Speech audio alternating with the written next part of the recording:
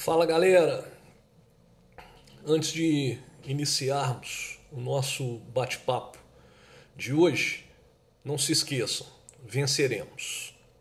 Olha só, hoje nós vamos comentar com vocês a respeito da possibilidade de desconstituição do julgado.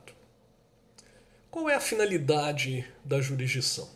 A finalidade da jurisdição, como sabemos, é a pacificação social. Essa pacificação social, ela é obtida como? Ela é obtida por uma decisão proferida por um juiz imparcial e também pela impossibilidade, em regra, de se rever aquilo que foi decidido. Então, uma vez transitada a decisão judicial, ela se torna definitiva. Todavia, há casos em que a decisão judicial ela contém uma dose de imperfeição que é assim absurda, gritante, impondo-se a necessidade da sua revisão. Nesses casos, a necessidade de revisão ela vai superar aquela meta de se trazer estabilidade e segurança para a sociedade através da última e decisiva palavra do judiciário sobre o tema. Então, há situações, há casos em que a coisa julgada ela não pode servir de obstáculo a mais uma tentativa de se aperfeiçoar o julgado. Por exemplo, imaginemos uma sentença que foi proferida por um juiz corrupto. Eu pergunto para os senhores, teria sentido você manter íntegra essa sentença sob o manto da coisa julgada? Aí vocês poderiam me falar o seguinte, mas Jefferson, é para isso que existe o recurso de apelação, para se tentar modificar no tribunal essa sentença antes que ela transite em julgado.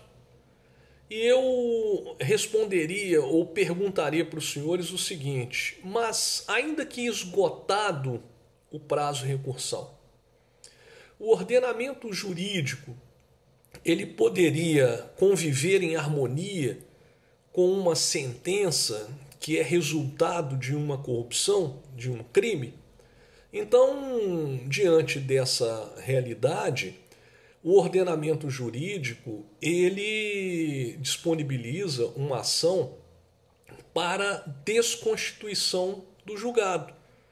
Essa ação ela recebe o nome de ação rescisória, que é uma ação na qual, primeiramente, a parte prejudicada ela vai demonstrar para o tribunal o gravíssimo vício contido na decisão, para depois se buscar a rever aquilo que foi decidido. O prazo para o ajuizamento dessa ação ele é relativamente curto, é um prazo de 2 anos. Então você tem 2 anos a contar do trânsito em julgado para buscar a desconstituição de uma decisão de mérito. Então daí vocês já podem perceber que não é toda e qualquer decisão que pode ser objeto de uma ação rescisória. Então, por exemplo, não cabe ação rescisória de uma sentença terminativa. Por outro lado, nós podemos dizer para os senhores que não é em toda e qualquer decisão judicial que o juiz decide na acepção literal do vocábulo. Então, há decisões judiciais que simplesmente o juiz ele não vai julgar, ele vai homologar uma manifestação de vontade das partes, ele vai homologar um negócio jurídico processual, como por exemplo uma sentença homologatória de uma transação uma sentença que homologou um pedido de desistência apresentado pelo autor. Então, caberia o ajuizamento de uma ação rescisória contra uma sentença homologatória que tenha transitado em julgado? Daqui a pouco nós saberemos.